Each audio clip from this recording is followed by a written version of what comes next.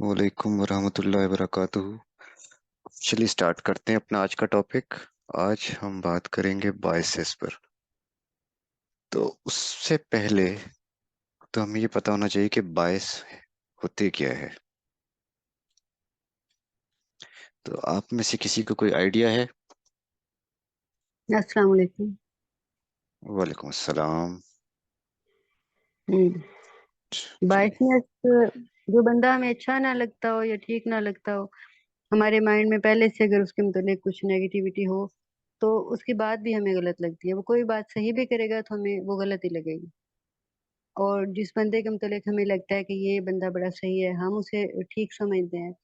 और वो ठीक बात उसकी ना भी इतनी हो, तब भी हमें लगेगा बस इसने कर दिया तो बिल्कुल ठीक है। आई थिंक सही सही। बाइसनेस। ठीक है। ये तो हाँ, आपने बिल्कुल एक बायस की एग्जांपल दी है।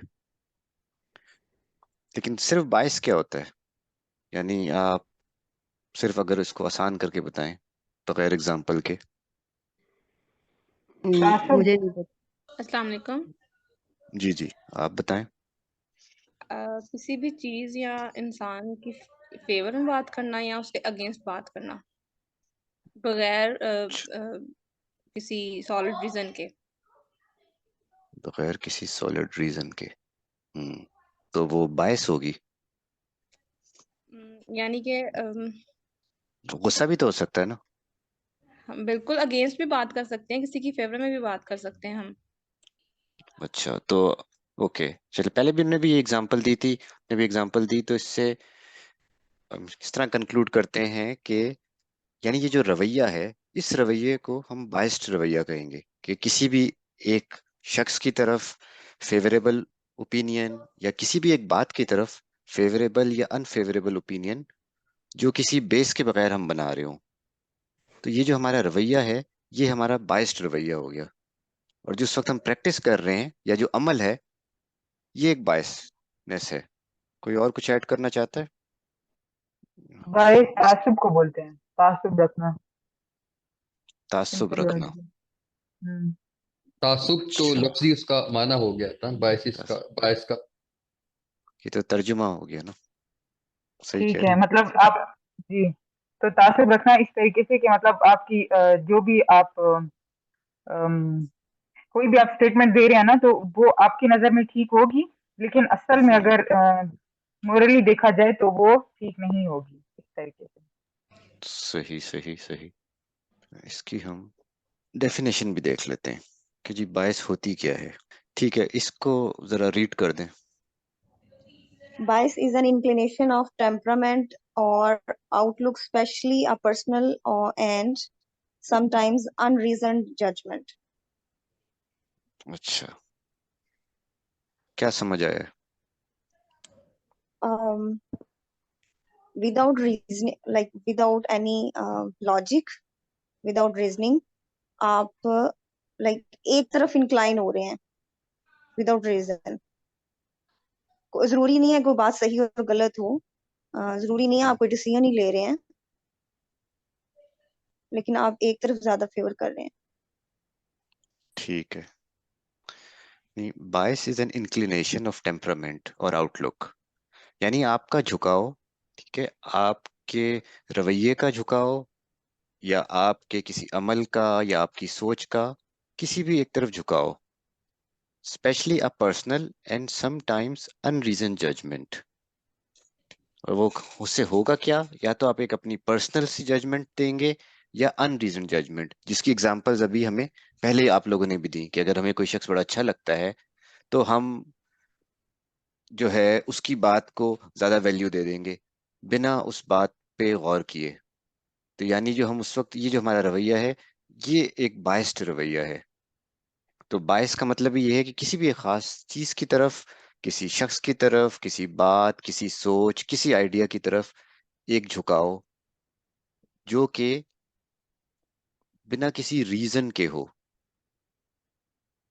जो कि बिना किसी लॉजिक के हो या बिना किसी साउंड लॉजिक के हो। ठीक है, अभी हम आगे देखेंगे अक्सर ये होता है कि हमारे पास अपनी लॉजिक मौजूद होती है, तो हम ये नहीं कह सकते कि ये बिना किसी लॉजिक के हो रहा है। हम यहाँ ये कह रहे हैं कि ये बिना किसी ऑथेंटिक बात के या एक प्रॉपर लॉजिक के हम कर रहे हैं। और इससे होता क्या है, उसका नुकसान क्या होता है? इनजस्टिस। इनजस्टिस, ठीक है, अगर हमने कोई फैसला करना है। आपकी और क्रेडिबिलिटी कम हो जाती है। आपकी क्रेडिबिलिटी क्यों? मैं तो आपके क्योंकि हक में फैसला दे रहा हूँ, तो मैं लाइक तो अगर बायस्ड हूँ और मैं आपके हक में फैसला कर दूंगा, तो मैंने तो अपनी वहाँ क्रेडिबिलिटी बढ़ा नहीं ली आप लोगों के सामने। वो एक नंबर ऑफ पीपल के सामने हुई ना, जो दूसरे लोग हैं उनके सामने तो कम हो गई। सही, अच्छा, अगर मैंने सही फैसला किया हाँ। तो तब भी तो यही नहीं हो गया, बस तस्वीर उल्टी हो नहीं। गई। मैंने सही फैसला किया, इसमें आपके हक में नहीं किया, हम्म, तो जिसके हक में हुआ उसके वहां क्रेडिबिलिटी बढ़ गई। जिसके हक में फैसला नहीं किया, फैसला बेशक सही था, तो वो भी यही बात कह देगा। वो उस टाइम पे लगेगा कि ये गलत हुआ है क्योंकि मेरे मेरे हक में फैसला नहीं गया। लेकिन अगेन जब दोबारा केस लेके जाना है तो उनको पता है कि भाई इन्होंने अनबाइस्ड होके डिसीजन लेना है, तो वो दोबारा भी हमारे पास केस लेके आ सकते हैं ऐसे भी। ठीक, चलें, क्रेडिबिलिटी किसी हद तक मान लेंगे कम हो जाती है, ठीक है। और बड़े नुकसान बताए ना, ये तो अब हम सिर्फ इसमें डिसीजन पे ही हैं, फैसले से आगे जाए ना, और क्या क्या नुकसान होगा?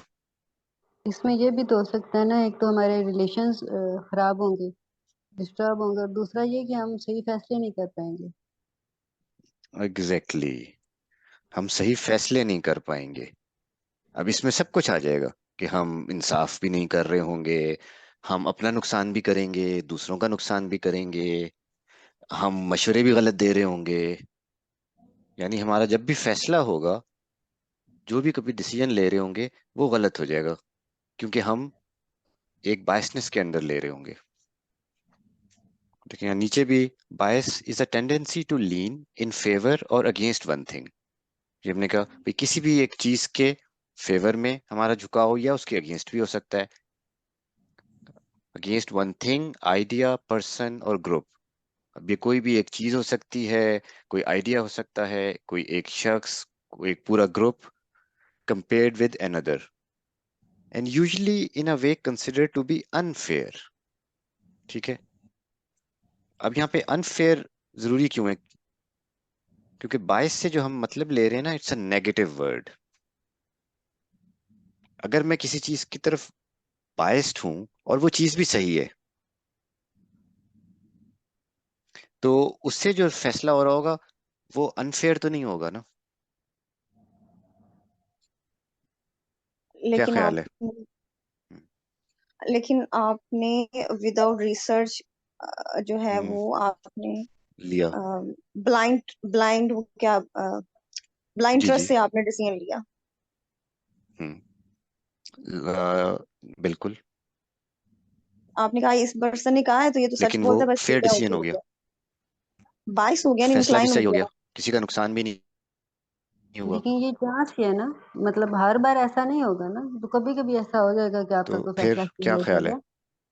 आपने आप डिपेंडेंट हो गए नेक्स्ट पर्सन पे, आपने अपनी रिसर्च नहीं करी।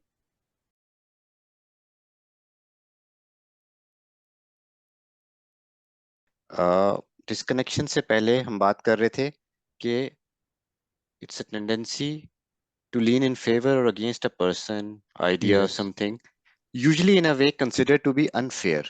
हम्म। यानी इससे एक नेगेटिव कॉनोटेशन अटैच्ड है। तो अगर हम हम्म। पॉजिटिवली बायस्ड होंगे, तो वहां कोई नुकसान नहीं होगा, इसलिए उसकी इतनी इंपॉर्टेंस नहीं है। ये हम्म। बात क्लियर हो गई थी सबको? जी। अच्छा, अब इसमें कोई क्वेश्चन है बायस में तो पूछें, फिर हम आगे इसकी टाइप्स देखते हैं। ओके, अच्छा, किसी का क्वेश्चन नहीं है तो हम आगे चलते हैं।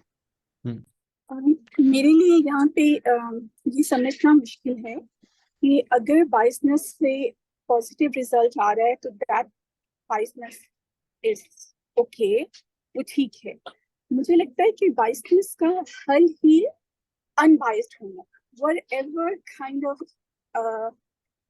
attitude tendency is there, one have to divert it. अगर वो एक ही तरह के फैसले लाएगी वो बायसनेस, तो ऑन द होल वो ठीक बात फिर भी नहीं है. तो any kind of biasness have to unbiased for the majority को include करने के लिए. तो मैं यहाँ पे जो है स्टक कर जाती हूँ कि अच्छी वाली बायसनेस फायदा दे रही है तो करते जाओ, नहीं वो फिर भी बायसनेस ही है, वो झुकाव है एक ही तरफ. अच्छा, अभी हम आगे चलेंगे, हमें पता चल जाएगा बायसनेस जो होती है वो पता नहीं होता हमें जब भी हम कर रहे होते हैं. मैंने सिर्फ ये कहा था अगर फैसला किसी बायस के अंदर फेयर हो रहा हो तो उस बायस का नुकसान नहीं है, उससे रिजल्ट पॉजिटिव आ गया है. और उसकी एक एग्जांपल मैंने दी थी. ठीक है, इसको हमें ओवर कॉम्प्लिकेट करने की जरूरत नहीं है. It does not make it a positive bias. ठीक है, बायस के साथ डिक्शनरी डेफिनेशन नेगेटिव ही है और उसको आइडेंटिफाई करके हमने एलिमिनेट ही करना है. यही हमारा पर्पस है. अच्छा, एक चीज मैं रिपीट कर दूं इस बायसनेस के हवाले से जो मुझे समझ आया है, वो ये कि बायसनेस हमारी डिसीजन करने की कैपेसिटी होती है और इसकी वजह से हम यूजुअली रॉन्ग डिसीजंस ही करते हैं. Is that right? डिसीजन करने की कैपेसिटी नहीं होती. बायसनेस ही होती है जो हमारी इंक्लिनेशन होती है या हमारा झुकाव जो हमारे डिसीजन को अफेक्ट करता है. ओके. एक थॉट पैटर्न होता है जो बिल्ट इन होता है. कोई भी हम डिसीजन ले रहे होते हैं सोच के लेते हैं ना, किसी भी कुछ डेटा की मदद पे कुछ सोच के कुछ दिमाग में प्रोसेस करके. तो उस ठीक है. प्रोसेस के अंदर जो एरर पैदा करती है चीज उसको हम बायसनेस कहते हैं. अच्छा, इसके बाद अच्छा, कॉग्निशन का मतलब आप लोगों को पता है? पहली बार जब डाटा रिसीव करते हैं कोई इंफॉर्मेशन, फिर बोलिए. पहली बार जो आप इंफॉर्मेशन रिसीव करते हैं उसे कॉग्निशन कहते हैं. First knowledge. पहली बार जो, ओके, फर्स्ट नॉलेज. ठीक है. और अच्छा, अब ये कोई रीड करेगा cognitive bias? Cognitive bias is a systematic जी thought जी. process caused by the tendency of human brain to simplify information processing through a filter of personal experience and preferences. The filtering process is a coping mechanism that enables the brain to prioritize and process large amounts of information quickly. अब जो हम पढ़ने लगे हैं ना, वो हम पढ़ रहे हैं कॉग्निटिव बायसेस. इनको अनकॉन्शियस बायसेस भी कहते हैं. कॉग्निटिव बायस या पर्सनल बायस या अनकॉन्शियस बायस. ठीक है, सबसे अच्छा लफ्ज, बेहतर लफ्ज है अनकॉन्शियस बायस. यानी कि ये जो उस लर्निंग के प्रोसेस में जो एरर आ जाता है उसको हम कॉग्निटिव बायस कहते हैं और ये अनकॉन्शियस होती है. ये सबसे जरूरी चीज है कि हम अपनी तरफ से बिल्कुल ठीक फैसला कर रहे होते हैं. जो हमारा जहन प्रोसेस कर रहा होता है वो अपने हिसाब से बिल्कुल ठीक फैसला कर रहा होता है, लेकिन जो फैसला होता है वो गलत हो रहा होता है. हमारी जजमेंट फ्लॉड होती है, हमारा किसी ना किसी एक तरफ झुकाव होता है, किसी शख्स की तरफ, आइडिया की तरफ. तो इससे जो बायस क्रिएट होती है ना, इसको आइडेंटिफाई करना मुश्किल है. पर्सनली कोई और शख्स तो बाहर से भी हमसे आइडेंटिफाई कर लेगा कि भाई आप तो ये बड़ा बायस डिसीजन ले रहे हैं, लेकिन आप अपनी तरफ से बिल्कुल ठीक डिसीजन ले, ब्रेन में हो रहा होता है. Cognitive bias is a systematic thought process caused by the tendency of the brain to simplify information. तो आपका ब्रेन कर क्या रहा होता है, वो इंफॉर्मेशन को सिंप्लीफाई कर रहा होता है. ताकि क्यों? ताकि हम जल्दी जल्दी डिसीजन ले सकें, क्योंकि हमें दिन में हजारों लाखों डिसीजन लेने होते हैं, छोटे से लेके बड़े से बड़े तक. तो हमारा ब्रेन उस चीज को सिंप्लीफाई करके एक शॉर्टकट प्रोड्यूस करता है. और उस शॉर्टकट में जो हमसे जब इंफॉर्मेशन मिस होती है या हम किसी चीजों की तरफ इंक्लाइन हो जाते हैं based on our experience, flawed judgment, तो इससे जो बायसनेस क्रिएट होती है उसको हम कॉग्निटिव बायसनेस या अनकॉन्शियस बायस कहते हैं. यानी ये हमें मालूम नहीं होता और हम कर रहे होते हैं. इसमें किसी का सवाल है? कोई है तो इसमें पूछें. इसके बाद हम इसकी टाइप्स देखते हैं, फिर आपको ये और क्लियर होता जाएगा. मेरा एक्चुअली लास्ट टाइम क्वेश्चन था कि कॉग्निटिव बायस ना ये नेचुरल शॉर्टकट्स होते हैं जो ब्रेन फॉर्म करता है बहुत लंबी लंबी ये इंफॉर्मेशन को सिंप्लीफाई करने के लिए। तो अगर ये अनकॉन्शियस है और ये नेचुरल पाथवे है, ये कुछ शॉर्टकट्स है जो हमारा ब्रेन फॉलो करता है, तो फिर इसको कैसे हम मतलब फिर कंट्रोल में ला सकते हैं? जैसे आपने कहा खुद पता नहीं होता इंसान को, तो इफ दिस इज अनकॉन्शियस तो इस पे किस तरह का जोर हो सकता है हम पे? इसको हम आइडेंटिफाई करेंगे ना, हम हम्म। सेल्फ रिफ्लेक्शन से, दूसरों से मशवरे से, दूसरों की बात को समझ के, अपनी डेटा बढ़ा के। ठीक है, ये भी हम देखते हैं ना, हर बाइस को तोड़ने का तरीका क्या है। फीडबैक फीडबैक से भी होगा, क्योंकि फीडबैक। फीडबैक, बिल्कुल, बहुत अच्छी बात की, फीडबैक। क्योंकि यहाँ देखें, अनकॉन्शियस पे मैंने जोर इसलिए दिया है, अगर आपको पता चल गया है कि आप बायस्ड हैं और आप फिर भी कर रहे हैं, ठीक है, फिर आप जानबूझ के कर रहे हैं ना, ठीक है ना, फिर तो जो आपका बिहेवियर है वो तो आप जान के गलत काम कर रहे हैं। ठीक है, मसला तो वहां होता है कि जहां आपको पता ही नहीं है और आप अपनी तरफ से सही फैसला कर रहे थे लेकिन वो बायस था। तो पहला स्टेप तो उसको आइडेंटिफाई करना है। उसके बाद जहां आप जानबूझ के कर रहे हैं वहां तो आप अपनी जिद में कर रहे हैं, उस पर तो आपको अपनी जात पे काम करने की ज्यादा जरूरत होती है। उसमें ज्यादा आपको साइंस सीखने की जरूरत नहीं है या साइकोलॉजी सीखने की जरूरत नहीं है, क्योंकि जो आपको कुछ रोकना है ना, दैट्स अ डिफरेंट स्टोरी। तो इसकी हम एग्जांपल्स देखें अब आगे। ओके। जी जी। अच्छा, ये जो बायसेस है ना, इनको कहते हैं कि इनसे होता क्या है, आपकी इमोशनल इंटेलिजेंस रिड्यूस हो जाती है। ठीक है, इमोशनल इंटेलिजेंस की हम एक उसमें, इमोशनल इंटेलिजेंस ऑफ द वो भी साथ साथ चल रहा है। तो आप लोगों को जो वो अटेंड कर रहे हैं, अच्छा, जिनको नहीं भी है वो भी इसके बारे में थोड़ा सा सर्च कर लीजिएगा कि इमोशनल इंटेलिजेंस क्या है। उसके अलावा अब हम इन पे आ जाते हैं, जो बायसेस, अब हमने बायस समझ लिया है, कॉग्निटिव बायस देख लिया है कि वो अनकॉन्शियस होती हैं। अब हम इनकी टाइप शुरू करते हैं। यहाँ सारे नाम लिखे हुए हैं, फंडामेंटल एट्रीब्यूशन, कंफर्मेशन बायस। अभी हम सबसे पहले करेंगे hello effect and horn effect. इनको हम कहते हैं फर्स्ट इंप्रेशन एरर भी। अच्छा, हेलो इफेक्ट के बारे में किसी को आइडिया है? What is hello effect? किसी अच्छी चीज को देख के उसकी जो डिसएडवांटेज है उसको इग्नोर कर देना। जैसे फ्रेंडशिप है गर्ल और बॉय की, और वो ब्लाइंडली उसको क्योंकि ये बात XYZ स्पीकर ने कह दिया तो ये बिल्कुल ठीक है। ये बात फलां शख्स ने कह दी है तो ठीक ही होगी। हम्म। सही है। जब हम किसी को पसंद करते हैं तो फिर उसकी लाइक जितने भी शॉर्ट कमिंग्स होती हैं उसको इग्नोर करना और उसके मिस्टेक्स को ना देखना, तो ये हेलो इफेक्ट में आता है। एग्जैक्टली। क्योंकि हम उस पर्सन की यानी ये शख्सियत डिजाइन कैसी आ जाती है ना इसमें। या एक ये भी हो सकती है, कोई अगर कोई वेल सूटेड पर्सन है तो उसको उसकी भी हमारे माइंड में अच्छा एक्सप्रेशन आ जाता है उसकी पर्सनालिटी को देख के, बाकी चीजें सारी इग्नोर कर लेते बिल्कुल ठीक है, आप लोगों ने बिल्कुल ठीक बताया है कि किसी एक शख्स को इतना उसके किसी भी एट्रीब्यूट को या उसको इतना पॉजिटिवली एट्रीब्यूट कर देना कि उसकी खामियां नजर आना ही बंद हो जाए। ठीक है, यानी उसको फरिश्ता बना देना। ठीक है, अब ये जो हालो है, अगर आप यहाँ देखें तो इसका मकसद मतलब ही ये है कि आपने अपने गिर्द एक हाला बना लिया है कि अब आपको उसके अंदर बाहर से कोई और इन्फॉर्मेशन आ ही नहीं रही, आपने वो बंद कर दिया है। यानी आप सिर्फ पॉजिटिव इन्फॉर्मेशन देख रहे हैं।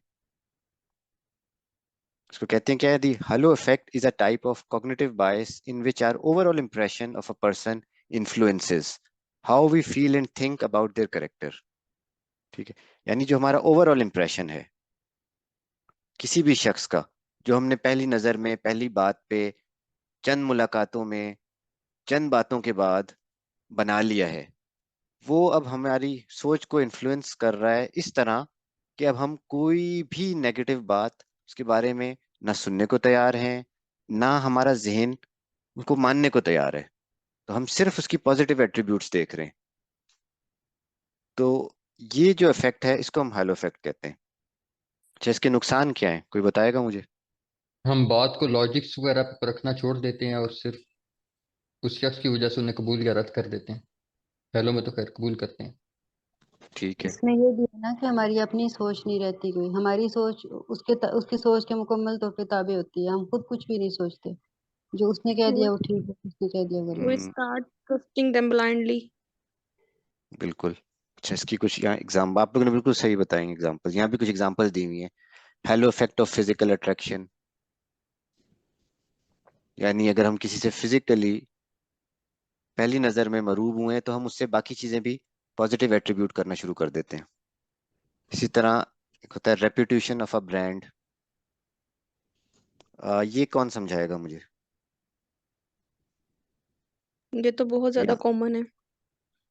अच्छा, क्या होता है, अगर बताएं जरा। यानी कि अगर पता नहीं मैं ठीक हूँ कि नहीं, यानी कि अगर कोई बड़े ब्रांड की चीज है तो वो सही ही होगी, वो खराब हो ही नहीं सकती, बिकॉज वो बिल्कुल एक वेल नॉन ब्रांड की चीज है तो वो सही ही होगी। ठीक है, हम उसके हेलो इफेक्ट में हम फैसला कर हम्म। रहे हैं। आसान लफ्जों में, बिल्कुल। अगर आपके पास चलिए आप ही बताएं, आपके पास स्त्री है घर जी में, जी। किस जी ब्रांड की है? जी। पता नहीं, मैंने कभी नोट नहीं किया। नेशनल। अच्छा चलें, हाँ, चलें हाँ, नेशनल की। नेशनल की स्त्री है, ठीक है। और अगर अब आप उससे मु, अ, मुतमईन है और वो बहुत अच्छी है स्त्री, ठीक है, तो अब एक जी जी। पॉजिटिव रेपुटेशन आपके माइंड में बनी हुई है, ठीक है। और आपने और लोगों से भी ये सुना हुआ है कि भाई नेशनल की बिल्कुल। स्त्री बहुत अच्छी है, नेशनल। अब अगर नेशनल एक नई चीज बनाता है, ठीक है, लेट्स से नेशनल अब एक माइक्रोवेव बनाता है जो पहले नहीं था, तो आप लोग उसको भी उतना ही पॉजिटिव हमारा माइंड एट्रीब्यूट करने लग जाएगा, क्योंकि यार ये नेशनल की चीज अच्छी होगी। गो के हम्म। नेशनल ने अभी तक माइक्रोवेव अच्छा बना के प्रूफ नहीं किया अपने आप को, ठीक है, वो बाकी चीजें जरूर बिल्कुल। बना रहा था, लेकिन हम उसको एक रेपुटेशन दे देंगे। तो ये जो हमने फैसला किया है या जो हमने इंस्टेंट जजमेंट की उस वक्त, वो हेलो इफेक्ट है उसके अंदर।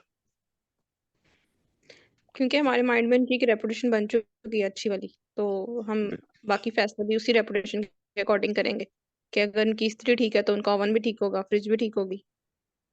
बिल्कुल, यानी उसकी कोई कोई नेगेटिव चीज पे हम गौर ही नहीं करेंगे, और अगर कोई हमें बताएगा भी तो हम उसको मानेंगे ही नहीं, ठीक है। हेलो इफेक्ट में ये भी होता है कि आपने हाला बनाया होता है, तो जो नेगेटिव चीजें होती हैं वो आपका माइंड एक्सेप्ट ही नहीं कर रहा होता। इसी तरह इसके एग्जांपल है educational background, parental attitude towards children. अक्सर हम लोगों के सिर्फ एजुकेशनल बैकग्राउंड सुनकर ही इम्प्रेस हो जाते हैं, और उसके बाद हम कहेंगे ठीक है भाई, अगर वो इतनी इसकी, बड़ा आपने कॉमन जुमला सुना होगा, खसूसन जो लोग ऑफिस में काम करते हैं या थोड़ा प्रोफेशनल एक्सपीरियंस है, कि यार उसकी सीवी तो बहुत हैवी है, उसकी सीवी तो बड़ी स्ट्रांग है, तो अब ये जो बात कह रहा है ये ठीक ही कह रहा होगा। बिल्कुल, उनको जॉब्स भी जल्दी मिल जाती हैं। Yes, sir Hasan, halo effect का इंटरव्यू में भी बहुत इफेक्ट आता है। बिल्कुल। सर हसन, यहाँ पर एक क्वेश्चन आता है कि हेलो इफेक्ट क्या नेगेटिव भी होता है या सिर्फ पॉजिटिव होता है? हेलो इफेक्ट में आप अगले शख्स को सिर्फ पॉजिटिवली देखते हैं, इसलिए इसको हेलो इफेक्ट कहते हैं। आप उसको नेगेटिवली देखते ही नहीं है, उसकी नेगेटिव चीजें आपको नजर ही नहीं आएंगी, आप नेगेटिव हर चीज को इग्नोर कर रहे होते हैं, आपका माइंड उनको देखने से ही कासिर हो जाता है। तो ये हेलो इफेक्ट है। अच्छा, जो आपने कहा नेगेटिव, ये है नेक्स्ट, जिसको हम कहते हैं हॉर्न इफेक्ट, ठीक है। अब ये हेलो इफेक्ट का बिल्कुल ऑपोजिट है। अब अगर आप लोगों को हेलो इफेक्ट समझ आया है, कोई मुझे हॉर्न इफेक्ट समझाए, ठीक है, वो बात करे जिसने जरा पहले अनम्यूट नहीं किया हुआ। हेलो इफेक्ट का ऑपोजिट है ना ये, जी। तो हॉर्न इफेक्ट क्या होगा? हॉर्न इफेक्ट सर यही होगा कि उसके नेगेटिव चीजें हमें नजर आती हैं, पॉजिटिव नजर नहीं आती हैं। Exactly exactly.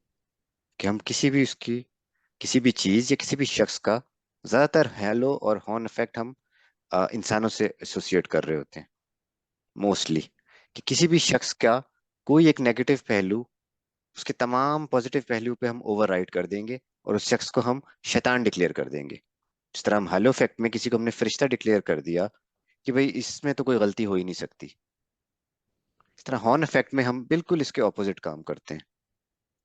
ठीक है, लेकिन लिखा it is the exact opposite of halo effect. If our first impression about a person is negative, we tend to ignore his positive characteristics and concentrate only on the negative ones. यानी अगर किसी एक शख्स की हमें एक बात बुरी लग गई है तो अब हम उसकी कोई भी अच्छी चीज को देखना ही नहीं चाहेंगे। तो ये हॉर्न इफेक्ट है, और हम सिर्फ उसके नेगेटिव्स ही हमारा माइंड हाईलाइट कर रहा होगा। तो उस वक्त जो आप फैसला कर रहे होते हैं ना, वो हॉर्न इफेक्ट के अंडर होता है, या आपका जहन पे जो हावी है वो हॉर्न इफेक्ट है। क्या हम इसकी मिसाल में ससुराल और मेका कह सकते हैं? जी बताएं जरा, एग्जाम्पल सर दें। जैसे कोई कैरेक्टर इंट्रोड्यूस करके एग्जांपल दें जरा।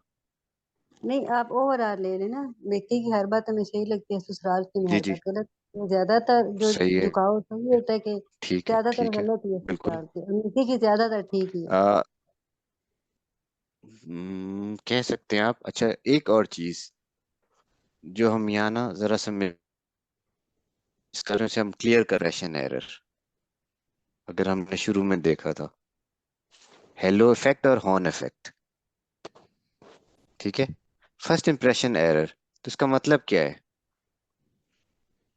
देखिए यहाँ उसने एक बड़ी अच्छी केस स्टडी भी दी हुई है कि in the beginning of a relationship everyone is on their best behaviour. ठीक है, पहले ही दिन तो वो आपसे ना फ्री होगा। ठीक है, यही चीज एक मैरिटल रिलेशनशिप में भी होती है अक्सर। ठीक है, जब किसी लड़के को किसी लड़की से प्यार होता है, यारी होती है बुरी, ठीक है, वो लड़की उसको मोमिना भी नजर आती है, वो लड़की उसको सुघड़ भी नजर आती है, हालांकि उसको बाकी सब लोग बता रहे होते हैं। ठीक है, ये आप लोग शायद रिलेट भी कर पाए, उसके अपने घर वाले ही, उसके दोस्त भी अक्सर बता रहे होते हैं कि नहीं भाई, ये ऐसे नहीं है। उस वक्त वो क्या है, उस वक्त वो शख्स हेलो इफेक्ट के अंडर है। अच्छा, जो आपने एग्जांपल दी थी ना, एक चीज है, इसको हमने फर्स्ट इंप्रेशन एरर का है, यानी कि हमने किसी शख्स की पॉजिटिव चीज को से इम्प्रेस होके उसकी तमाम नेगेटिव चीजों को अवॉइड कर दिया, नजरअंदाज कर दिया, और उससे तमाम, लेकिन ये एक हद तक होता है अनकॉन्शियसली। ठीक है ना, एक एक वक्त के बाद हकीकत जरूर खुलेगी आप पर। उसके बाद भी अगर आप नहीं मानते या आपका दिमाग मानने को तैयार नहीं है, तो फिर आप अनकॉन्शियसली नहीं कॉन्शियसली ये काम कर रहे हैं। तो जब आपने एग्जाम्पल वो दी, तो ऑफ कोर्स कुछ हद तक वो जरूर वैलिड है कि एक वक्त तक ये जरूर होगा कि आपको उस शख्स की हर चीज अच्छी लग रही होगी और कोई बुरी चीज आपको नजर ही नहीं आएगी, लेकिन एक वक्त के बाद आपको वो नजर आना शुरू हो जाती है। एक वक्त आता है खुद ब खुद टूटता जरूर है।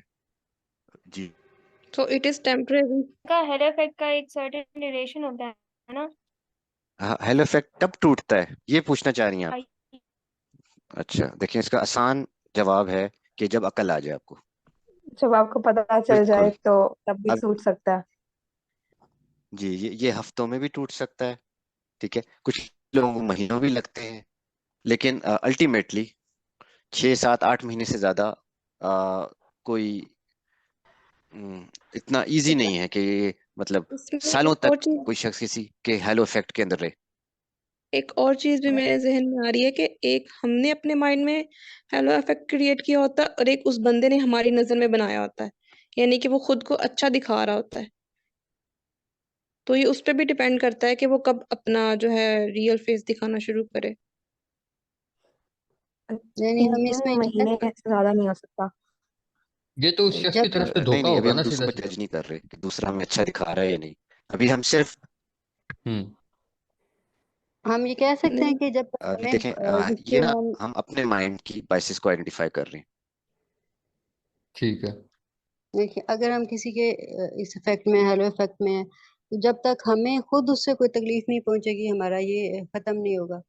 और अगर हमें खुद कोई तकलीफ पहुंचती है उससे पर्सनली, जल्दी या देर से, तो ये इससे खत्म होगा। दूसरा कोई हमें जो भी बताए हम उसको नहीं मानेंगे। अगर हम किसी के हेलो इफेक्ट में हैं, हमें वो तकलीफ नहीं होगी। बिल्कुल, मैं भी यही कहने की कोशिश कर रही हूँ कि ड्यूरेशन जो है ना हेलो इफेक्ट की, वो डिपेंड करती है सामने वाले पर्सन के ऊपर कि वो कब अपना नहीं रियल फेस दिखाना शुरू करता है। देखें, मैं आपको दोबारा समझाता हूँ। अच्छा, जब तक हसन भाई ये अपनी माइक ठीक कर लेते हैं, तब तक एक बात है जो यहाँ पर आई थी कि अगर दूसरा, ये डिपेंड करता है दूसरे बंदे पे। हम दूसरे बंदे के बारे में नहीं यहाँ पर पढ़ रहे, हम अपनी बाइसेस के बारे में पढ़ रहे हैं। देखिए, अगर दूसरा बंदा वहां से सच में दिखा रहा है कि वो अच्छा है, तो फिर वो बाइस नहीं है आपकी कि आपको लग रहा है वो अच्छा है, उसके ऊपर बाइस नहीं कह सकते हैं। वो अगर सच में अपने पॉजिटिव एट्रीब्यूट दिखा रहा है, अपने बेस्ट दिखा रहा है, तो उसमें हॉलो इफेक्ट नहीं आ सकता ना, क्योंकि आप हकीकत में वो सारी चीजें अपने आप में ये इनहेरिट कर रहे हो। तो वो बाइसेस नहीं है यहाँ पर। इंडिविजुअल के बारे में, अपने बारे में हम बात कर रहे हैं कि दूसरे बंदे में नेगेटिव चीजें है, उसमें बुराइयां है, उसमें डिसएडवांटेज है, खामियां है, लेकिन तब भी हम देखने के लिए तैयार नहीं। वो हॉलो इफेक्ट, तो वो इम्पोर्टेंट है यहाँ पर। एग्जाम्पल मैं दूं हॉर्न इफेक्ट की, मतलब कोई अगर ओवरवेट है तो हमारे माइंड में आ जाता है कि ये लेजी भी होगा, ये खाता भी होगा। तो इसमें वो शख्स तो हमें धोखा नहीं दे रहा, ये तो हम खुद ही सोच रहे हैं ना। बिल्कुल, आप दोनों ने बिल्कुल ठीक बात की है। जो आबिद समझा रहे थे यहाँ, दैट वाज परफेक्टली वैलिड, कि नेगेटिव चीजें या उसमें बुराइयां हैं, हम ही देखने से कासिर हैं। इसमें ये नहीं है कि वो हमें दिखा ही नहीं रहा, या जब वो दिखाएगा तब हमें पता चलेगा, या जिस दिन वो हमारे साथ बुरा करेगा तब पता चलेगा। ठीक है, वो किसी और के साथ भी बुरा कर रहा होगा तो आप उस वक्त देख ही नहीं रहे होंगे, तभी आप हेलो इफेक्ट के अंदर हैं उसके। जिस दिन मगर आपने एक और चीज, रियलाइज कर लिया कि नहीं नहीं, ये शख्स उतना अच्छा नहीं है जितना मेरे दिमाग ने बनाया हुआ था, तो आपका हेलो इफेक्ट टूट गया। सिंपल। मतलब एक और भी इसमें आ सकती है मिसाल कि अगर किसी की इंग्लिश बहुत अच्छी है तो हम कहते हैं ये अक्लमंद भी होगा, इसका फैमिली बैकग्राउंड भी बहुत अच्छा होगा, ये हम अपना एग्जैक्टली, एग्जैक्टली, परफेक्ट। ये चीजें हैं कि किसी भी एक पॉजिटिव एट्रीब्यूट पे आप उसकी तमाम चीजों को पॉजिटिव देखना शुरू कर देते हैं बिना सोचे समझे, और इसी यही हॉर्न तरह इफेक्ट है। हॉर्न इफेक्ट में ये भी आ सकता है कि कोई पंजाबी बोलता है तो हम उसे कंसिडर करेंगे कि उसके तो बदतमीज है, या उसे तमीज नहीं जाहिल है। है, ब्लंट होगा, जाहिल होगा। एग्जैक्टली, एग्जैक्टली, बिल्कुल। पाकिस्तानी कल्चर के सबसे बड़ी अच्छी एग्जांपल है, करते हैं लोग ये। बट बाज़ औक़ात अगर ये इफेक्ट क्रिएट हुआ होता है तो वो सही भी तो होता है, गलत तो नहीं होता। कौन सा इफेक्ट? तो डिस्कस हो रहा है कि बैकग्राउंड में क्रिएट हुई हुई है चीज, तो उसके हिसाब से आप जज करना स्टार्ट कर देते हैं। बाज़ औक़ात सही भी होता है वो। हेलो इफेक्ट कोई एक रीजन दी जा रही है, सपोज कि तो वो एक चीज तो ठीक होती है, ये तो सबने कहा है कि एक चीज पॉजिटिव है, उसी की बेस पर आप उसकी हर चीज को पॉजिटिव कर देते हैं, यही हेलो इफेक्ट है। ओके, अगर हर चीज को नहीं कर रहे तो इसका मतलब आप उस हेलो इफेक्ट के अंदर नहीं कंसीडर होगे। फिर आप हेलो इफेक्ट में नहीं है, ऑफ कोर्स। अगर ओके, मैंने कहा कि खिजर एक गुड लुकिंग इंसान है, मगर खिजर जो है वो बात अच्छी से नहीं कर सकता, तो मैं हेलो इफेक्ट में नहीं हूँ। अगर मैंने ठीक, देखा ओके, कि खिजर एक स्मार्ट इंसान है, स्मार्ट लड़का है, उसके बाद मैंने कह दिया कि ये तो इंटेलिजेंट भी बहुत होगा, सही है। ठीक है, ये बहुत ज्यादा पढ़ा लिखा भी होगा, ये तो फैसले भी सही करता होगा, ये बहुत अच्छा दोस्त भी होगा, ये लोगों की मदद भी करता होगा, ये हेलो इफेक्ट है। ओके, और इसका एक ऑपोजिट हेलो हॉर्न इफेक्ट। एक हेलो इफेक्ट हमें जॉब के स्टार्ट में भी होता है, हमें लगता है कि हमारा बॉस बहुत अच्छा है, बहुत कोऑपरेटिव है, और बाद में फिर बिल्कुल ये बिल्कुल, जो हर लोग रिलेशन, हर रिलेशन के शुरू में होता है हेलो या हॉर्न इफेक्ट, दोनों हो सकते हैं। अक्सर हॉर्न इफेक्ट भी होते हैं कि पहले दिन से ही आप किसी को नेगेटिव एरिया में डाल देते हैं। हाँ जी, मैं ये कह रही हूँ समटाइम्स ऐसा भी तो होता है ना कि बिल्कुल स्टार्ट में अगर आपको नेक्स्ट पर्सन की कोई नेगेटिव बात पता चल भी गई है तो आप खुद से रीजन देके कि नहीं ये वजह हुई होगी, और स्टिल आप उसके बारे में पॉजिटिव ही रहते हैं। ऐसे भी तो होता है। ये आप हेलो इफेक्ट में करते हैं ना, आप खुद से फिर रीजनिंग देते हैं कि वो उसको ठीक रखने के लिए। अच्छा, इसको तोड़ा कैसे जाएगा? How do we eliminate? Patience के साथ टाइम के लिए ऑब्जर्व कि वाह चीज जो मेरे माइंड में आ रही है वो है या नहीं, कंफर्म करना पड़ेगा। न्यूट्रल होके सोचें अगर, और फीडबैक लें शायद। न्यूट्रल होके सोचें, फीडबैक लें, बिल्कुल। ये लिखा हुआ है, shifting the perspective, reframing, feedback from a neutral party. ठीक है, क्यों? क्योंकि आप जिस शख्स को बहुत अच्छा समझ रहे हैं हेलो इफेक्ट में, या किसी को बहुत बुरा समझ रहे हैं, तो आप किसी एक इमोशन के ताबे आए हुए हैं ना उस वक्त। ठीक है, या तो वो आपको बहुत बुरा लग रहा है, या वो आपको बहुत अच्छा लग रहा है।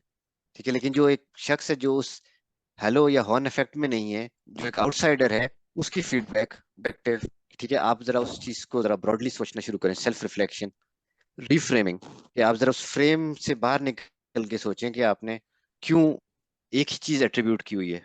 कोई क्वेश्चन है इस पे, या हम आगे चलें, एक और बायस देख लें आज।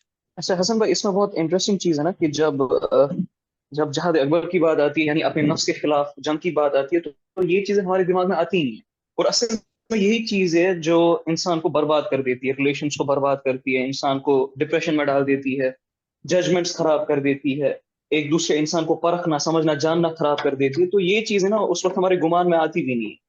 यहाँ तक कि छोटी सी एग्जांपल है कि जब दावत का हम काम करते हैं ना, स्पेशली जब आपके इर्द गिर्द नॉन मुस्लिम्स होते हैं, तो मैंने बहुत सारे लोग देखे ना, उनको जब दावत के बारे में बोलते हैं या उनको बोलते सब्र रखा करो, ये क्या करो वो क्या करो, उनके दिमाग में पहले ही होता है कि ये नॉन मुस्लिम्स है, अरे इनके दिल ये है, अरे ये वैसा सोचते या ऐसा सोचते, फिर वो दावत का काम ही खराब हो जाता है उनकी इस बाइस की वजह से। तो हम कभी नहीं सोचते, जब जहाद की बात आती है अपने नफ्स के साथ, तब हम ये चीजों के बारे में कभी सोचते नहीं है। बहुत हैरान होने वाली बात है ये। बिल्कुल, ओके, या गुड पॉइंट। अच्छा, इस क्वेश्चन किसका था, हसन वो भाई ये रिपीट पूछ रहे करें। थे, जी। कि ये जो हालो इफेक्ट है, ये तो मार्केटिंग एजेंसीज भी यूज करती है ना, जब प्रोडक्ट लाती है तो बड़ा एक हालो हम्म। क्रिएट कर देती है इर्द गिर्द, और जब इंसान लाता है तो मतलब एक धोखे में रखती है वो भी। तो मार्केटिंग में, कॉर्पोरेट में, ये सारी चीजों में भी यूज होता है। यही पूछ रहे थे। हम्म। देखें देखें, अब ये हम फिर वही बात करें, कोई अगर कोई आपको धोखा दे रहा है और आपने धोखा खा लिया है, वहां आपका कसूर नहीं है, वहां बायस नहीं है। मैं बायस तो तब हूंगा ना कि अगर कि मुझे पता ही नहीं चल रहा और मैं गलती कर रहा हूँ। अगर, और ये तब है कि अगले शख्स में नेगेटिव चीज है, वो अपनी तरफ से धोखा नहीं दे रहा, लेकिन मैं उसको ऐसे इंटरप्रेट किए जा रहा हूँ कि उसकी नेगेटिव चीजें देख ही नहीं रहा। तो ऑफ कोर्स मार्केटिंग में लोग इसको यूज करते हैं, कंपनीज इसको यूज करती हैं। ठीक है, इंटरव्यू देने वाला एम्प्लॉय भी इसको यूज करता है कि वो बड़ा अच्छा इंप्रेशन देता है 15-20 मिनट इंटरव्यू में, और हेलो इफेक्ट में उसको बड़ी बड़ी कंपनियां हायर भी कर लेती हैं। तो दैट्स अ डिफरेंट थिंग। पहले तो हम ये आइडेंटिफाई करना सीखेंगे ना कि हम बायस्ड होकर फैसला कर रहे हैं या नहीं, तो फिर हम किसी दूसरे को भी या किसी सिचुएशन को भी ज्यादा बेहतर एनालाइज कर लेंगे। आपको पॉइंट समझ आया? इसमें मतलब ये है ना कि इंसान ने खुद को खुद ही में मतलब धोखे में डाला होता है, किसी दूसरे पर्सन का कोई इसमें नहीं होता मतलब। Exactly exactly. इसमें सबसे पहले तो आपने ये आइडेंटिफाई करना है कि अच्छा, मैं एक बायसनेस के अंडर ये फैसला कर रहा हूँ या कर रही हूँ। जब वो आइडेंटिफाई हो गया, तो फिर आप आगे जाएंगे कि कोई विलफुली धोखा दे रहा है, वो तो एक सेकंड स्टेप है ना, कि आप उसको एनालाइज कर सकें। अभी तो हम अपनी बायसनेसेस को आइडेंटिफाई करना, ताकि हम बेहतर फैसले कर सकें और गलत जजमेंट्स ना करें। अच्छा, एक और देख लेते हैं अभी, कंफर्मेशन बायस। ये किसी को आइडिया है व्हाट इज कंफर्मेशन बायस? नाम से लग रहा है कि जिसमें हमें ऑलरेडी पता होगा कि हम बाइसनेस कर रहे हैं इस काम में या इस डिसीजन में। अच्छा देखें, आज आमना, हम पढ़ रहे हैं कॉग्निटिव बायस। मैंने शुरू में कहा था ये अनकॉन्शियस है। अगर पता ठीक है। चल गया है, तो फिर तो ये नहीं रही ना बायस, अच्छा। फिर तो मैंने आइडेंटिफाई कर ली। कोई मतलब और, जो चीज किसी को हमारे आइडिया है? पहले से सेट आइडियाज या उन चीजों को सपोर्ट कर रही हो, तो हम उन्हीं चीजों को ले रहे हो, उनके बेस पे कोई चीज डिसाइड करें। क्या आप वही चीजें ले लेते हो जो आपकी एग्जिस्टिंग बिलीफ को सपोर्ट कर रही होती है, या एग्जिस्टिंग आइडिया को? ठीक है, अब कोई एग्जांपल दें, छोटी सी आसान सी। जैसे आजकल अगर किसी ने कोई पॉइंट या अपना आर्गुमेंट जो है उसको सही दिखाना होता है या सही मनवाना होता है, तो वो राउंड अबाउट के लोगों से जो कि उसके माइंडसेट के साथ मैच करेंगे उन्हीं को सामने लेके आएगा, या जो नॉलेज उसने पढ़ा हुआ उसी के बेस के ऊपर करेगा और बाकियों को भी कहेगा कि यही बात है, इसी को मानो। ठीक है, बिल्कुल। हम जरा इसको देख भी लेते हैं। Confirmation bias describes our underlying tendency to notice, focus on, and give greater importance to evidences that fits our existing beliefs. यानी ये आपने ज़हन में रखना है, ये अनकॉन्शियसली हो रहा है, ठीक है। यानी हमारी जो पहले से बिलीफ बनी हुई है, जैसी कोई इंफॉर्मेशन ऐसी मिलती है जो उसको सपोर्ट कर रही है, ठीक है। Our underlying tendency to notice, focus on and give greater importance, यानी कोई ऐसी इंफॉर्मेशन जो पहले से मेरी बिलीफ को सपोर्ट कर रही है, मैं उसको ज्यादा क्रेडिबल मांगूंगा, उसी पर फोकस करूंगा, ठीक है, उसको ज्यादा इंपॉर्टेंस दे दूंगा। अब इसकी एग्जांपल यहाँ लिखा हुआ है पॉलिटिकल एफिलिएशंस, रिलीजियस एफिलिएशंस, इसकी कोई एग्जांपल दे मुझे। जैसे जिसके फादर बचपन से सबकॉन्शियसली वो देखता रहा है कि कोई नून लीग को सपोर्ट करता है, कोई पीटीआई को करता है, कोई किसी का रुझान जमात इस्लामी की तरफ होता है, तो वो वक्त के साथ साथ ग्रो करते करते रैशनल को यूज नहीं करता, बल्कि जो उसके सबकॉन्शियस में और प्रीवियसली उसके नॉलेज बेस के अंदर जो चीज बैठी होती है उसी के ऊपर वो डिसीजन ले रहा होता है और दूसरों को भी कायल करने की कोशिश कर रहा होता आप करीब आते आते आप ना थोड़ा सा देखें, मैं आपको समझा रहा हूँ। बिल्कुल ठीक कहा कि अगर आपकी एक एग्जिस्टिंग बिलीफ है कि मैं एक एक्स पॉलिटिकल पार्टी को पसंद करता हूँ, ठीक है, साथ ये देखिएगा ये जो यहाँ तस्वीर बनी हुई है, तो अब मैं करूंगा क्या कि फैक्ट्स एंड एविडेंसेस का ये एक पहला सर्कल है, ठीक है, इसमें तमाम फैक्ट्स एंड एविडेंस है, उसमें से जो फैक्ट्स और एविडेंसेस मेरी बिलीफ को सपोर्ट करते हैं मैं उनको फौरन ले लूंगा, उन पे ज्यादा इंपॉर्टेंस दूंगा और कहूंगा देखो मैंने तो ये कहा था, ये लोग ठीक हैं, पॉलिटिकल पार्टी एक्स बहुत अच्छी है, देखो ये लोगों की मदद करती है, इस पॉलिटिकल पार्टी ने तो देखो ये इतनी अच्छी स्कीम लॉन्च की है जिसमें तमाम गरीबों को खाना मिलेगा। तो मैंने क्या किया, वो फैक्ट और एविडेंस जो कि वाकई ये चीज हो रही थी उस पर ज्यादा फोकस किया और अपनी बिलीफ को स्ट्रेंथन कर लिया, यानी जो मेरी बायस थी उसको मैंने कंफर्म कर लिया। मैंने सिर्फ वही इंफॉर्मेशन एक्सट्रैक्ट की जिससे जो मेरे प्री प्लान्ड या मेरे पहले से जो जहन में आइडिया था उसको वो कंफर्म कर रही थी या उसको वैलिडेट कर रही थी। यही चीज रिलीजियस एफिलिएशंस में भी होती है, ठीक है। इसके अलावा अगर हम पॉलिटिकल और रिलीजियस के अलावा एग्जांपल देना चाहें तो ये चीज हम कोई खास रिसर्च के वक्त भी लोग कर देते हैं। लेट्स से फॉर एग्जांपल अगर मैंने सर्च करना है या मेरे जहन में एक नोशन बना हुआ है कि जो मोटे लोग होते हैं वो लेजी होते हैं, ठीक है ना, अगर ये एक मेरी बिलीफ है, मैंने ये बना ली है, तो अब मैं ज्यादा रिसर्च या उसी एविडेंस पे ज्यादा फोकस कर रहा हूँगा जो इस चीज को वैलिडेट कर देगी। यानी मैं ऐसी रिसर्च पेपर निकाल लूंगा जो दिखा रहे होंगे कि हाँ भाई जो लोग ओवरवेट हैं वो तो ज्यादा तेज भाग नहीं सकते, ये रिसर्च ये प्रोड्यूस करती है। मैं आपसे कह दूंगा कि देखो आज तक कभी किस आपने देखा है किसी रेस में कोई मोटा शख्स भाग रहा हो, ओलंपिक्स में कभी किसी मोटे शख्स ने मेडल लिया है? तो अब मैं क्या कर रहा हूँ, तमाम वही फैक्ट या एविडेंस कोट कर रहा हूँ जो मेरी बिलीफ को सपोर्ट कर रहे हैं। तो this is called confirmation bias, कि मैं उसके अलावा चीज को देख ही नहीं रहा, पूरे स्पेक्ट्रम को। है। जैसे एआई के बारे में सबका नोशन है कि वो बनी सिर्फ फसाद फैलाने के लिए। बिल्कुल बिल्कुल। जी एग्जांपल मैं एक सिंपल एग्जांपल दूं, चाय और जी कॉफी की। फॉर एग्जांपल जी किसी जी के साथ मेरी बहस होती है और मैं उनको कहती हूँ कि चाय में जो है वो निकोटीन होता है, तो वो मुझे आगे से ठीक है, तो फिर मैं जो है उनको वही सारे पेपर निकाल के दूंगी जिसमें ये लिखा होगा कि चाय में निकोटीन होता है, हालांकि वो मुझे कहेंगे कि चाय में कैफीन भी होता है, लेकिन मैं बोलूंगी कि नहीं नहीं निकोटीन ही होता है सिर्फ चाय में, और कैफीन जो होता है वो सिर्फ कॉफी में होता है।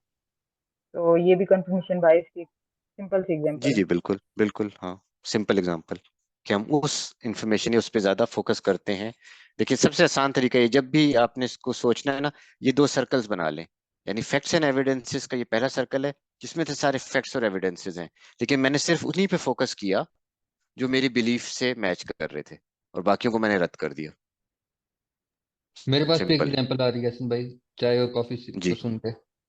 जी जी कराची का एक बंदा मुझे कहता है कि बिरयानी में आलू होते हैं, मैं कहता हूँ कि नहीं होते। अब वो बंदा मुझे कन्विंस करने के लिए सारी वो इन्फॉर्मेशन और उन इलाकों के नाम बताएगा जहाँ पे बिरयानी में आलू डाले जाते हैं। बिल्कुल बिल्कुल। लेकिन होते नहीं आलू, सब सुन लो, चिकन होता है। जी बिल्कुल। ठीक है, बिल्कुल। यानी वो एक आपको एक एग्जांपल। वो वो आपको वो एविडेंस देंगे सारे जो उसके जी वो उनकी देंगे। बिलीफ को सपोर्ट कर रहे हैं, और आप उनको वो सारे एविडेंस देंगे जो आपकी बिलीफ को सपोर्ट कर रहे हैं। तो तोड़ने का तरीका क्या है? अगर मैं भी कंफर्मेशन बायस में हूं, आप भी कंफर्मेशन बायस में, gathering information from multiple sources, यानी आपको अपना डाटा गैदरिंग बढ़ानी पड़ेगी, यानी सोर्सेज बढ़ानी पड़ेगी। अगर एक सोर्सेज हमें एक खास इंफॉर्मेशन दिए जा रही है और वो हमारी बिलीफ सिस्टम पे ही बैठ रही है, तो हम उस बायस से बाहर नहीं निकलेंगे। हमें अपनी सोर्सेज बढ़ानी है, हमें क्रिटिकली इवेल्युएट करना है, तब हम इसको ओवरकम कर सकते हैं। ठीक है। हसन भाई, बायस हो क्यों जाता है? बायसेस डेवलप कैसे हो जाती हैं एक इंसान के ज़हन में? जितना हम शुरू में भी डिस्कस किया, बायस इज अ मेंटल शॉर्टकट। ठीक है, जो उसको बड़े आसान लफ्जों में जो आबिद ने भी समझाया था कि ये डेवलप इसलिए होती है ओवर टाइम हम्म। कि हम हमारा माइंड एफिशिएंटली फैसला हम्म। करना चाहता है। ठीक है, उसकी टेंडेंसी है कि वो जल्द अज जल्द फैसला करे, और उसमें वो बहुत सी इंफॉर्मेशन उसको इग्नोर करता है अनकॉन्शियसली। और ये बायसेस की फीड कहाँ से हुई होती है? हमारा कल्चर, हमारी सराउंडिंग, हम्म। हमारी अपब्रिंगिंग, हमारा लिटरेचर जो हम पढ़ते हैं, ये सब हम्म। चीजें उस पर इफेक्ट करेंगी। ठीक है। अपना डिस्कम्फर्ट दूर करने के लिए किसी भी किस्म का। अपना डिस्कम्फर्ट दूर करने के लिए, एग्जैक्टली ये नेचुरल ह्यूमन टेंडेंसी है। इसीलिए हमारा माइंड ज्यादा इंफॉर्मेशन या उस तरफ जाएगा ही नहीं। लेकिन ये हमें कॉन्शियसली ये डिसीजन लेना पड़ता है कि यार मैंने, क्योंकि मकसद क्या है? बायस को आइडेंटिफाई करना है, ताकि हम अनबायस्ड होके फैसला करें, अनबायस्ड होके डिसीजन लें। हमारे काम या जो भी हो उसमें नुकसान कम हो रहा हो हमारा, दूसरों का। ठीक है, बायसनेस की वजह से नुकसान हो रहा है ना, लिए हमें उस कंफर्ट जोन से निकलना पड़ेगा। हाँ, सिर्फ कंफर्मेशन हम्म। बायस के लिए हमें मल्टीपल सोर्सेज से डाटा लेके अपनी उस चीज को कंफर्म करना, रिकंफर्म करना पड़ेगा, यानी कि क्रिटिकली ब्रेन जो है वो इवेल्युएट करना बायस में पड़ेगा। इस तरह से जल्दी चला जाता है क्योंकि वो कंफर्ट में रहना पसंद करता है। बिल्कुल, वो मेंटल शॉर्टकट आपको देना चाहता है। हम्म। ठीक है। इमोशंस की जी वजह से हो पूछिए। सकते हैं बात। हाँ, हाँ, इमोशंस की इमोशंस वजह की वजह से बिल्कुल बिल्कुल। इमोशनल बायस भी होती है कि वो तो आप एक इमोशन के ताबे होके फैसला किए जा रहे होते हैं। गुस्सा और खुशी, उसकी बहुत बड़ी दो एग्जांपल्स हैं। तब तो हम अपना सोच समझने की उसी को हम ऑफ किया होता है हमने। इसमें ईगो भी तो आ जाती है कि मैं कैसे गलत हो सकता हूँ, जो मैं मेरा है जो अच्छा, ओपिनियन देखिए वही। ये चीज मैंने, ये पहले भी मैंने बताया था कि ये अनकॉन्शियस है। ठीक है, जब तक आपको नहीं पता तब तक ये बायस है। जब पता चल गया और आप जान के कर रहे हैं, तब बायस नहीं है। ठीक है। तब वो ईगो इज नॉट बायस। लेकिन अगर कोई मुझे हाँ, बताए तुम किसी सर्टेन सिनेरियो में बायस हो रहे हो, तो मुझे उसको जवाब में, मैं कह छोटा रहा हूँ कि करके। अगर मुझे कोई बताए कि तुम बायस हो रहे हो किसी सर्टेन मामले में, हम्म। तो उसको मैंने एज अच्छी फीडबैक लेके अपने ऊपर गौर करना है, तज़किया करना है अपना, या फिर मैं व्हाट्सएप पे ब्लॉक कर देना है उसको?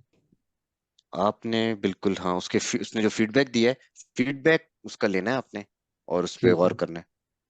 ओके। और अगर आपको लगता है कि फीडबैक गलत है, हम्म।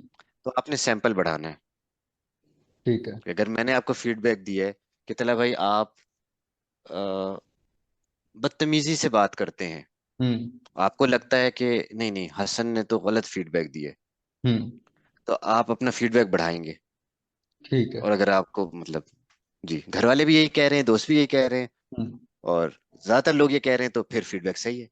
और और अगर अगर मुझे कोई ज्यादातर ऐसा लोग, फीडबैक देता है कि जो मुझे पसंद नहीं आता या मेरे बारे में नेगेटिव फीडबैक है, तो उस पर भी मैंने मतलब गौर करना है अपने ऊपर, उससे और अगर जी उसने जी, गलत भी दिया है तो मुझे उसके साथ बहस में नहीं पड़ना। Feedback is feedback. ठीक है। आप फीडबैक क्लैरिफाई करने के लिए अगले से समझ सकते हैं कि मतलब आपको ऐसा क्यों लगा, हम्म ताकि आपको क्लियर हो जाए कि अगले ने जो फीडबैक दिया है वो किस वजह से दिया है। हम्म लेकिन अमूमन लोग ये करते हैं, वो काउंटर शुरू कर देते हैं या अपने आप को एक्सप्लेन करने लग जाते हैं। नहीं मतलब नहीं नहीं, डिफेंसिव मोड मैंने में नहीं तो जाना। ये किया था। हाँ, फिर फीडबैक आप ले ही नहीं रहे, फिर आप हम्म अपने आप को ही जस्टिफाई कर रहे हैं। ठीक है। फीडबैक का पर्पज ही ये है। इट मीन्स कि जब हमें कोई फीडबैक दे रहा होता है तो हमें चुप करके सुनना होता है, आगे से क्रॉस क्वेश्चनिंग नहीं करनी होती फीडबैक को कि समझने के लिए हम बिल्कुल कर सकते हैं कि अपने अगर आप को मुझे सही समझ साबित ही नहीं आ करने रहा, के लिए नहीं करते। हाँ, सही साबित उस वक्त नहीं करना। और ये लेकिन कैसे? जब नेक्स्ट आपकी नेक्स्ट बायसनेस आइडेंटिफाई हो जाती है तो फिर आप हर एक बायसनेस के अलग कुछ मैकेनिज्म्स होंगे ना जिसको हम उससे कम कर सकें, तो वो फिर तो जी जी अडॉप्ट जी, करने चाहिए। बिल्कुल वो बिल्कुल। फिर डिफरेंट होंगे ना कि किसको कैसे डील करना है, किस बायस को किस तरह से ओवरकम कर सकता है इंसान। जी जी, जिस तरह हेलो और हॉर्न इफेक्ट था, उसके लिए फीडबैक बहुत जरूरी है। हमने डिस्कस किया, ठीक है ना। आपको अपना पर्सपेक्टिव चेंज करना पड़ेगा, थोड़ा सा आउट ऑफ बॉक्स जाके सोचना पड़ेगा। अब जो कंफर्मेशन बायस है, उसके लिए आपको क्रिटिकल एवेल्युएशन चाहिए। उसके लिए आपको मल्टीपल सोर्सेज से इंफॉर्मेशन कलेक्ट करनी है, ताकि आप उसको चेक कर सकें जो आपका बिलीफ है वो सही है या नहीं। मल्टीपल सोर्सेज मतलब ज्यादा लोगों से फीडबैक ले। लेकिन कंफर्मेशन बायस होती है किसी भी एविडेंस जो होता है ना, उसको हम सपोर्ट कर रहे होते हैं, तो आपने मल्टीपल जगह से इंफॉर्मेशन कलेक्ट करे ना, लोगों से नहीं। है लोगों से फीडबैक नहीं ली जा रही, यहाँ इसकी फैक्ट्स एक और एग्जांपल, एविडेंस। एक वो रिलीजियस एफिलिएशन में एक मैं एग्जांपल मैं बता सकती हूँ। जैसे एक ही फिरके के लोग अपने ही फिरके के राइटर्स की जब किताबें पढ़ेंगे तो वो एक ही तरह के रहेंगे, बजाय कि आप किसी दूसरे फिरके की किताबें भी तो पढ़ के देखें वो किस साइड की बात कर रहे हैं। बिल्कुल, यानी आपने मल्टीपल सोर्सेज से इंफॉर्मेशन गैदर की है और फिर आप चेक करेंगे।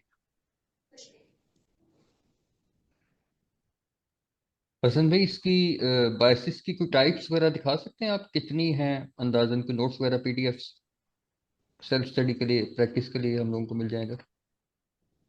Cognitive biases registered more than 170 हैं, ठीक है। यानी जो अनकॉन्शियसली हमारा माइंड 170 से ज्यादा क्लासिफाई नहीं है, हम्म ठीक है। और बड़ी बड़ी 10 15 20 हैं, वो आपको बड़े नॉर्मल हम्म मिल भी जाती हैं। ये कहेंगे तो हम ये नोट शेयर भी कर देंगे। ठीक है। लेकिन सबसे इम्पोर्टेंट चीज ये है कि पहला कि बायस है कौन सी। आपको बस ये आइडेंटिफाई करना है कि मैं बायस्ड हो रहा हूँ या नहीं। हम्म ठीक है, अगर मैं बायस्ड हो रहा हूँ तो फिर इसको कैसे तोड़ा जाए। और ठीक है। बहुत ज्यादा ये नहीं है कि अगर 170 बायसेस हैं तो 170 मुख्तलिफ टेक्निक्स हैं उनको तोड़ने की हम्म टेक्निक्स आप अभी देखते जाएंगे। अभी हम अगर नेक्स्ट वीक भी इसको कंटिन्यू करते हैं तो आगे तो हमें आइडिया हो जाएगा कि 3 4 5 चीजें ही हैं, कि ठीक है। जिसमें फीडबैक है, इंफॉर्मेशन गैदर करना, क्रिटिकली एनालाइज करना। हम्म ठीक है। कुछ अगर अब आप लोग इसको कंटिन्यू करना चाहते हैं तो बेशक डिस्कशन कंटिन्यू करें। मुझे अभी जाना है, तो मुझे अब इजाजत चाहिए होगी। ओके, फिर मान लो।